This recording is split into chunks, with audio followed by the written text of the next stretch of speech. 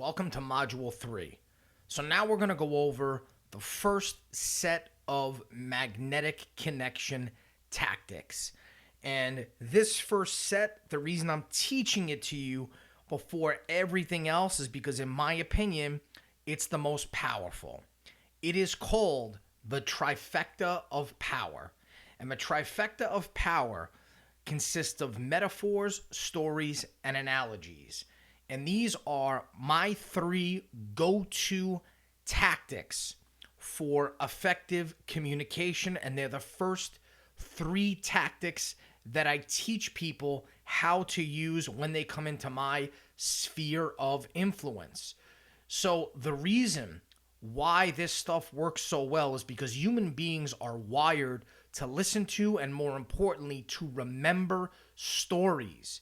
People respond to stories with emotion, and tapping into emotions can be powerful. So what is the definition of a story?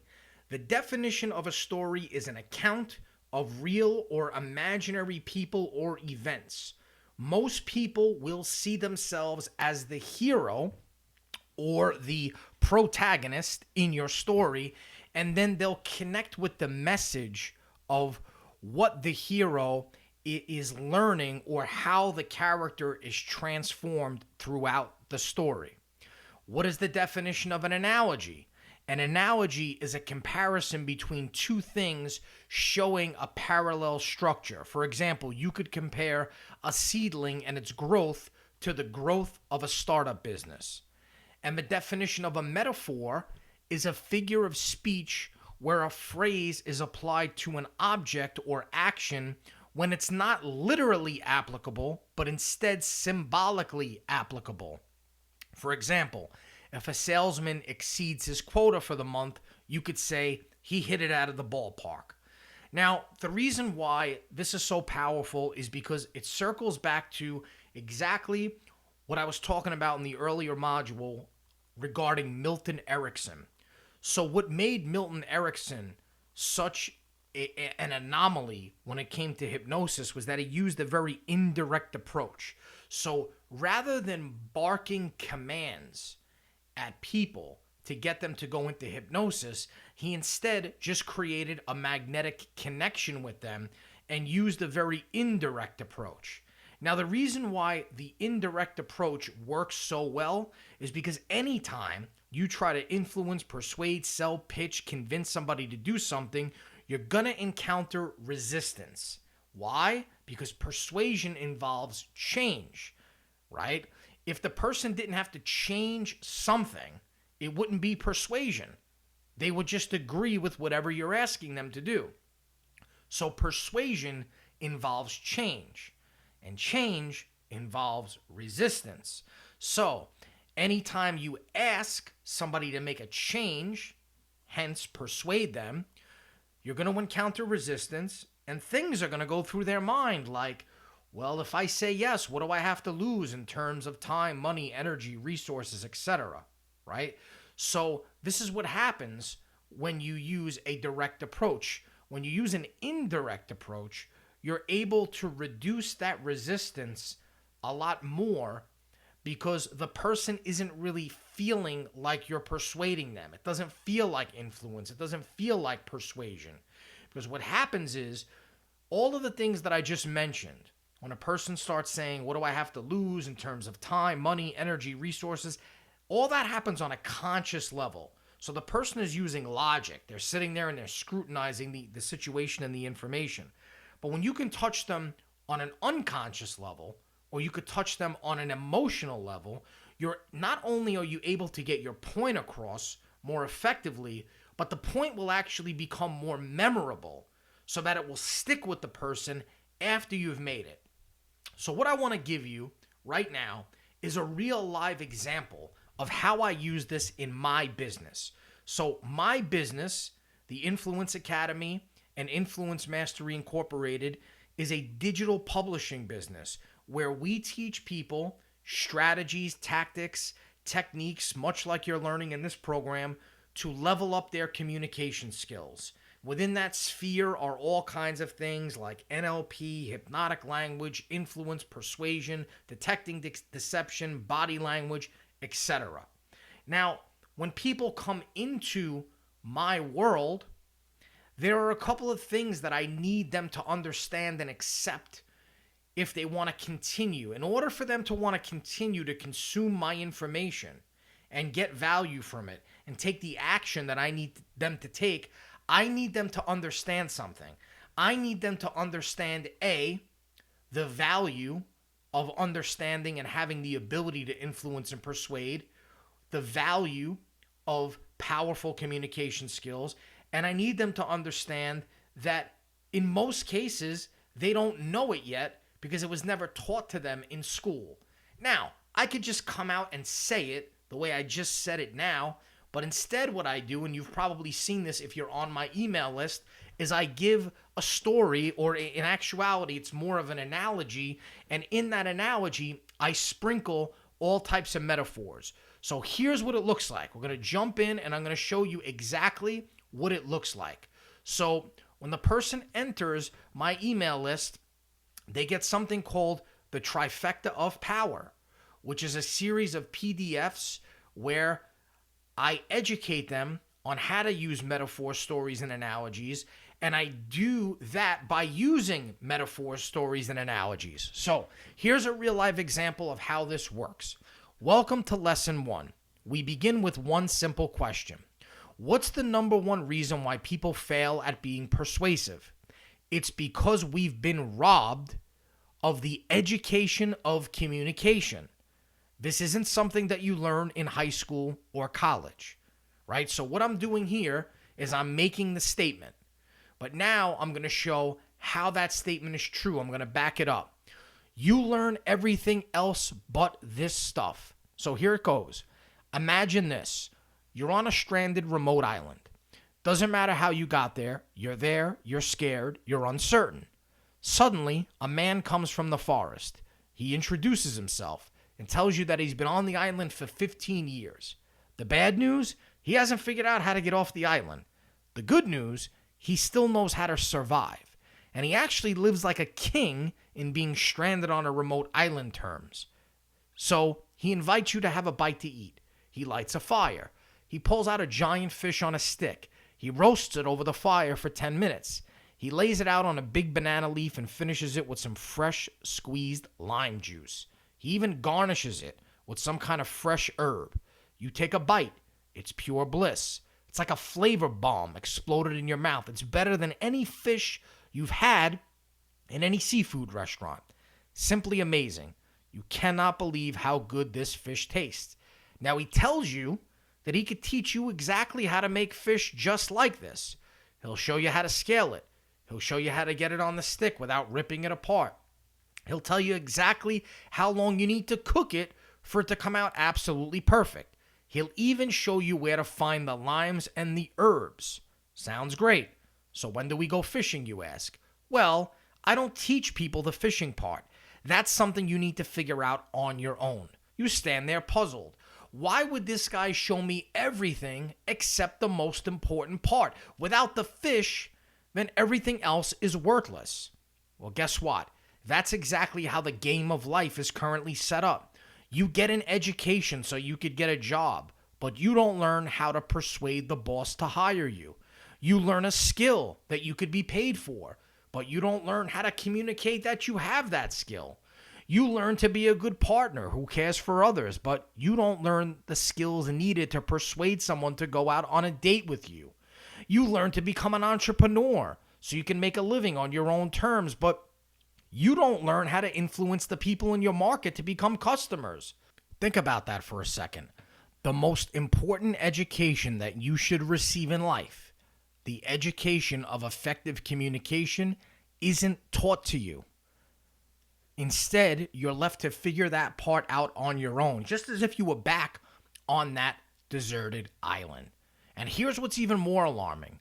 Because of this mishap, most of what you think probably works in terms of communicating effectively doesn't. So, let's go through what I did here. So first of all, I made my claim. And my claim was that we've been robbed of the education of communication. Now, that in and of itself is a metaphor, right? Because nobody physically stole anything from us, they just never gave it to us, right? But when I say that we've been robbed of the education of communication, it just resonates so much more. It's so much more impactful. And then I make a statement. It's not something that you learn in high school or college, and that you learn everything else but this stuff. And then I go on to create this analogy. Now, what I did here was the reason why I used the fish example is because anytime you tell a story or you use an analogy, it's always good to include sensory information where the person can imagine themselves in the situation and they can use their senses to experience everything that's happening. So I talk about roasting the fish over the fire, laying it out on the banana leaf. Like a banana leaf, bananas in general have a very distinct smell to them. Finishing it with the fresh squeezed lime juice, the pure bliss. Here's another metaphor, a flavor bomb exploded in your mouth, right? So what I'm doing is, again, I'm creating a very sensory rich experience so that the person can imagine themselves in this situation. And then the key point is, why would this guy show me everything except the most important part? And that's what I'm comparing the game of life to. And what I'm saying is not untrue, right? Like, this is true. And the reason why I go through this list here is because people come onto my email list or they come into my sphere of influence for many different reasons. Some of them want to learn how to get a job. Some of them have a skill, but they don't learn or they don't know how to market that skill. Or some of them are lonely and they can't seem to find a partner in life, so they want it for romantic reasons or for relationship reasons. Some of them are entrepreneurs but don't know how to market to their customers. So that's the reason why I'm giving these different examples, because I want to talk to all of those different groups and address them and let them know how our products and services can help them. So a simple short analogy like that gets my point across and makes the point stick and makes it more memorable. So that's the definition that's how you deliver an analogy, a story, and sprinkle it with metaphors. To establish rapport and ultimately help someone or an entire audience make transformational changes, you can prepare a story, an analogy, or a metaphor that is specifically for them, which is exactly what I did there. So there are certain steps to do this. So number one, you got to pinpoint the desired outcome that the audience wants. Do they want to lose weight? Do they want to get better at sales? Do they want to master public speaking? And then make sure that those results wouldn't have negative consequences. Find out what steps they've made that haven't yielded results yet. Then find a new context that interests them and plan out the metaphor so that it hits the points discovered in step one. Propose a solution within the context of the story, the metaphor, or the analogy. Reframe the entire original event from another perspective. Look, when I was growing up, I was told that in order to be successful in life, you have to go to college and you have to get a good education, you have to get a degree of some sort, and then you have to get a good job, and that's the definition of success. That's what I was fed my entire life. And my parents, it's not that they were wrong in what they said, it's that's what they truly believed, because in their era, that's how the majority of people did become successful. And that was how success was defined. Well, I could tell you now that the majority of people walking this planet today that focus their time, money, energy, and resources to get college degrees are starting to learn that that's not the definition of success, that's not a guaranteed pathway to success. What it is a guaranteed pathway to debt. Unless you are going into a specialized field like a lawyer or a doctor or something that requires a specific type of education, in many cases, you could find yourself on the losing end if that's how you define your future. And so that's exactly what I did in this analogy. I addressed the people that went to school to get a good education, but in reality, they weren't given the education that they needed the most, which is this. So that's exactly what I did in step 2. Step 3, as you become more adept at this thing called hypnotic language, because that's what we're using here. And I don't want you to get freaked out by that term. It's not that we're putting people in trances or under spells. What we're doing is we're just changing their thought frequency. We're changing the level of thought that they're currently operating on to something slightly different. We're shifting their focus and attention. So hypnotic language enables you to shift a person's focus or attention by simply using the right words. So as you become more adept at using it, which you're going to learn here, you can put the other person into a trance-like state as you're telling the story or metaphor or analogy. Allow them to tap into their own unconscious mind to discover the meaning of the story and how to apply it to their own situation. Here's the reality. Most everyday conversation just isn't that exciting. So to establish rapport and become an influencer, a master of stories, analogies, and metaphors, you have to learn how to do these things at the highest level. These techniques raise conversation to a new level. Look, here's the reality. Most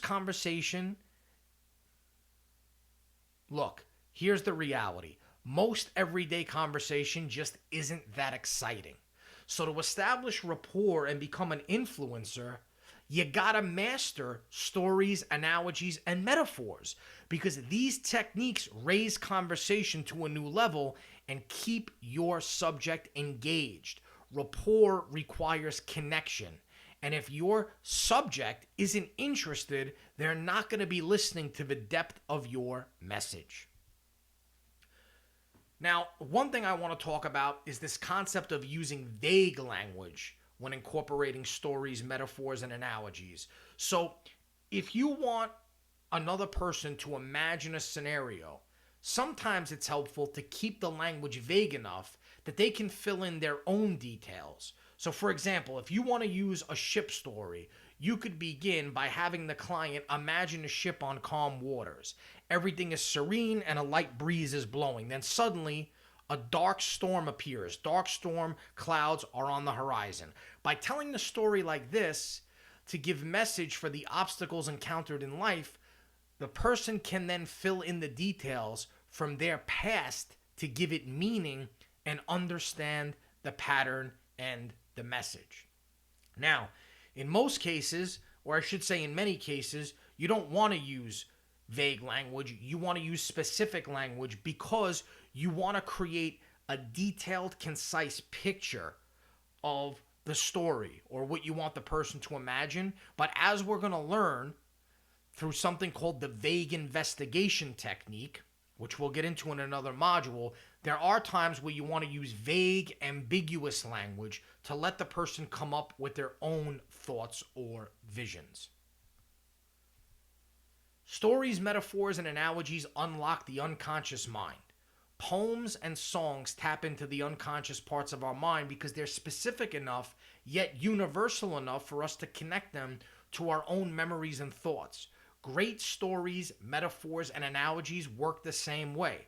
They require intuition and creativity to decipher, so they tap the unconscious mind more readily than regular conversation.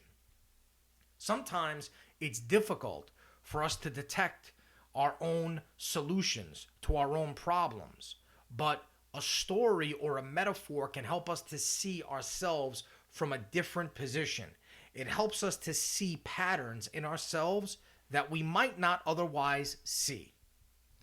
Just as our ancestors sat around campfires and swapped stories, we can use the telling of stories to bring people together to establish rapport across cultures. Storytelling dates back to primitive times. It's probably the first form of education or communication, and that's why it's so powerful. Active listening is going to help you pick up on the subject's stories or metaphors and incorporate them into your conversation. So as you develop empathy and build rapport with others, you'll become more adept at hearing their stories and metaphors within their conversations. Even single phrases or sentences that the client uses to pepper his or her speech can be gold mines for you if you tap into that as you build on them and reframe them to establish rapport. Different fields of endeavor have different metaphors, and some metaphors are common across industries. So as you become a better listener, you'll be able to amplify these metaphors when you hear them and use them to establish rapport when you speak to people working in these industries. So, for example, I train Brazilian Jiu-Jitsu, and so there's different terms within that world, just like there are in the world of golf, in the world of baseball. And so one of the terms in Brazilian Jiu-Jitsu is called getting smashed. And getting smashed is basically when you're on a bottom position and someone's on top of you. So Brazilian Jiu-Jitsu is a grappling martial art. It's very close contact grappling. For someone that's never seen or heard of it before, it's kind of like wrestling, but with submissions involved. And so getting smashed is a term used to describe a situation where you're on the ground, the person on top of you is on top of you, they're putting all their weight on you, they're making you feel very uncomfortable, and all they're doing is setting up situations where they can eventually submit you or tap you, meaning they could put a chokehold on you or a joint lock on you to the point that you tap. And so if I was in the business of selling Brazilian Jiu-Jitsu training programs, one thing I could say is watch this training and learn how you and discover how you will never get smashed again, right? So if I use that in a different context or in a different market, it would sound outrageous. It would sound ridiculous. But in that market, it makes complete sense to the person hearing it. I'll see you in the next module.